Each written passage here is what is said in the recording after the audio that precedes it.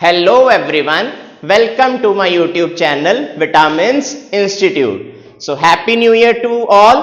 This is 2025 now. Now this month जो ये month चल रहा है बहुत इंपॉर्टेंट मंथ है सभी स्टूडेंट्स के लिए क्योंकि हमने प्रिपरेशन करनी है CBSE 2025 बोर्ड एग्जाम्स के लिए. ठीक है, class 10th and 12th. So this video is most awaited video of mine. कह सकते हैं कि प्रिडिक्टेड क्वेश्चंस, मोस्टली जो प्रिडिक्शंस हैं इस वीडियो में कवर अप हो जाएंगी मेरी तरफ से. ठीक है, अच्छा, चैप्टर फर्स्ट है केमिकल रिएक्शंस. इसमें से बैलेंसिंग, ठीक है, इसमें एमसीक्यूज आ सकते हैं और यहां कोई बैलेंस करने के लिए सीधी डायरेक्ट इक्वेशन आ सकती है. Balancing, types of reactions, combination reactions, decomposition reactions, displacement, double displacement, ठीक है, with examples. So this you should know. वो डायरेक्टली पूछ सकते हैं, इक्वेशन देंगे कि इसे बैलेंस करो और इसकी टाइप बताओ, ये कौन सी टाइप का रिएक्शन है. ठीक है, देन कलर चेंजिंग एक्सपेरिमेंट्स, कि कलर चेंज क्यों हो रहे हैं, एसिडिक या बेसिक चीजों में फर्क आ रहा है या मेटल या नॉन मेटालिक चेंजेस हो रही हैं. ठीक है, अच्छा, next redox reactions, reduction and oxidation reactions with examples और रिडॉक्स रिएक्शंस की एग्जांपल्स. रेंसिडिटी करोजन सिलेबस में से डिलीट कर दिया गया, so that's why redox reactions and color changing experiments become the important part of this syllabus now chapter number 2, acids and bases. First thing comes indicators and pH scale. जितने भी indicators हैं चाहे natural है synthetic है, that is important to learn. ठीक है, colours change होना, कौन सा कलर किसमें चेंज हो रहा है और वो क्या बता रहा है, whether a substance is acid और अ बेस. ठीक है, indicators litmus paper, litmus solution, red and blue, methyl orange, phenolphthalein. ठीक है, ये सारे indicators. Turmeric, pH scale, pH scale भी हमें बताता है कि पीएच रेंज 1 to 7 न्यूट्रल होता है, 1 to 6 acidic and then 8 to 14 basic. ठीक है, POP, preparation of POP, preparation of gypsum, bleaching powder, washing soda, baking powder, sodium chloride, sodium hydroxide. इनके यूजेस कि कहां पे ये यूज हो रहे हैं. ठीक है, मेजरली कहां पे यूज हो रहे हैं, इनकी इक्वेशंस, प्रिपरेशन इक्वेशंस इंपॉर्टेंट है. कोई कैटलिस्ट यूज कर रहे हैं कि नहीं कर रहे हैं. ठीक है, इनको बैलेंस्ड, इनकी balanced chemical equations are the most important ones. 101% chance है कि इस पार्ट, ये जो एसिड बेसिस चैप्टर है, इसका जो ये जो हाफ पार्ट है, इसमें से इक्वेशंस वाले क्वेश्चंस आएंगे ही आएंगे. अब टर्न आती है chapter number 3, metals and non metals की. ठीक है, टॉपिक है chemical properties of metals. Metals किसके साथ रिएक्ट करके कौन सी गैसेस निकाल रहे हैं. ठीक है, मेटल्स मेटालिक ऑक्साइड्स या बेसिक एसिडिक ऑक्साइड्स या बेसिक ऑक्साइड्स के साथ अटैक करके कौन सी गैसेस निकल रही हैं. पूरी इक्वेशंस, प्रिपरेशन इक्वेशंस हमने रिवाइज करनी है. इस चैप्टर को सबसे अच्छे करने का तरीका है, ब्लू इक्वेशंस गिवन है ना इस चैप्टर में, उनको एक पेज पे लिख लो. अप्रोक्सीमेटली 25 या 20 इक्वेशंस होंगी, उसे रिवाइज करते रहो. ठीक है, आपको पता लग जाएगा कि रिजल्ट्स में, प्रोडक्ट्स में क्या क्या आ रहा है. ठीक है, then comes metallurgy, calcination and roasting, electrolytic refining क्या होती है. फिर एक मेजर पार्ट आता है रिएक्टिविटी सीरीज का, उसकी ट्रिक्स भी आती है लर्न करने के लिए. ठीक है, you can refer to that. Reactivity series learn करनी है कि कौन सा हाइड्रोजन एक रेफरेंस पॉइंट है. ठीक है, उसके ऊपर जो है और नीचे जो है रिएक्टिव है और कम रिएक्टिव है. जैसे गोल्ड सिल्वर है, ये लीस्ट रिएक्टिव है, पोटेशियम सोडियम है, मोस्ट रिएक्टिव है. ठीक है, ऐसे चीजें, उनके रीजंस, कि वो रीजनिंग क्वेश्चन रिएक्टिविटी सीरीज के बेसिस पे. और exceptional cases, like exceptions are always important. इस चैप्टर में एक्सेप्शन है नाइट्रिक एसिड HNO3. ये एक्सेप्शन क्यों है वो आप चैप्टर में ध्यान देना, थर्ड चैप्टर में. ठीक है, this complete your metals and non metals, chapter 1, 2 and 3.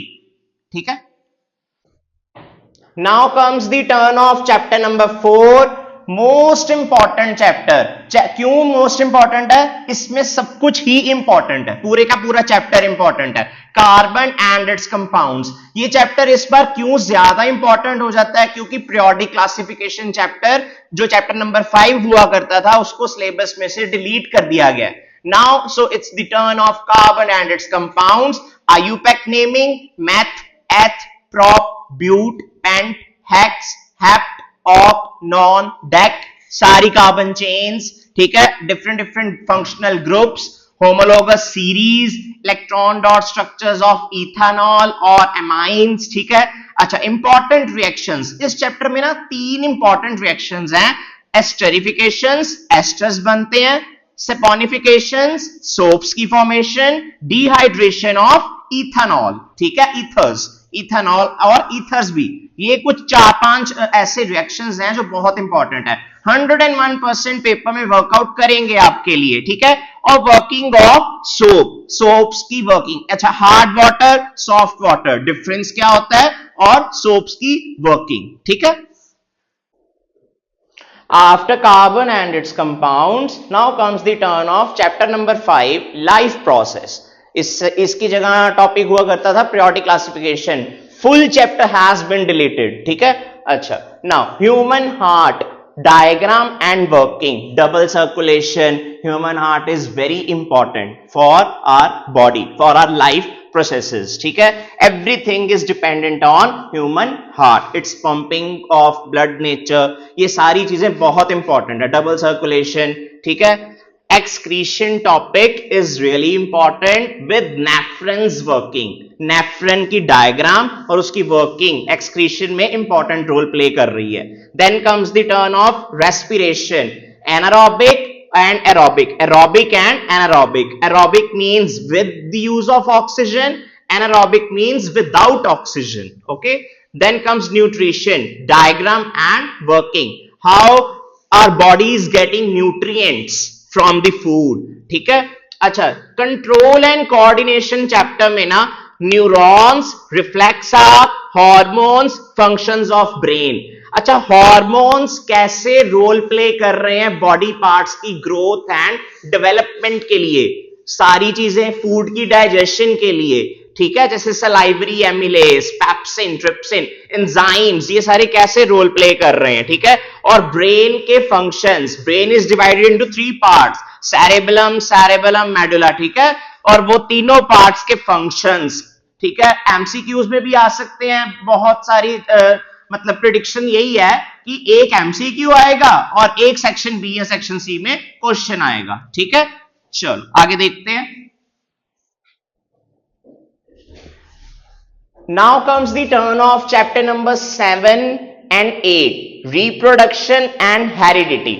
Reproduction chapter में से asexual reproduction, budding and vegetative propagation are the important ones, ठीक है। Fertilisation in plants, male and female, ठीक है। एसटीडी ऑब्वियसली आपको पता ही है, ठीक है, इनमें से एमसीक्यू के चांसेस मैक्सिमम है, ठीक है। अच्छा, हेरिडिटी में definition of 3 laws of Mendel, ठीक है। F1 generation, F2 generation, how to find out the F2 generation, what will be the F2 generation, numerical part on that, monohybrid cross, dihybrid cross, difference between acquired and inherited traits, traits आदतें या features जो हम inherit करते हैं, acquire करते हैं, उनमें difference, ठीक है। Then comes our last chapter, chapter number 13, our environment, 10% law numerical, 100% sure कि 10% लॉ पे क्वेश्चन आएगा। ओजोन फॉर्मेशन, ओजोन होल, जो हम एसी यूज करते हैं, chlorofluorocarbons gases, carbon monoxide gases, ये सारे ओजोन को खराब कर रहे हैं और यूवी रेज हमारे ऊपर आके हमें खराब स्किन बर्न्स दे रही हैं, खराब कर रही हैं एनवायरनमेंट को, ठीक है। Then biomagnification, accumulation of toxic chemicals together, that is biomagnification. Physics part में मैक्सिमम लाइट, रिफ्लेक्शन, रिफ्रैक्शन का difference, dispersion, rainbow, electricity, magnetic effect of electric current, these are the important ones. Dispersion mainly and rainbow mainly means splitting of white light into 7 colors, band of 7 colors, Vibgyor.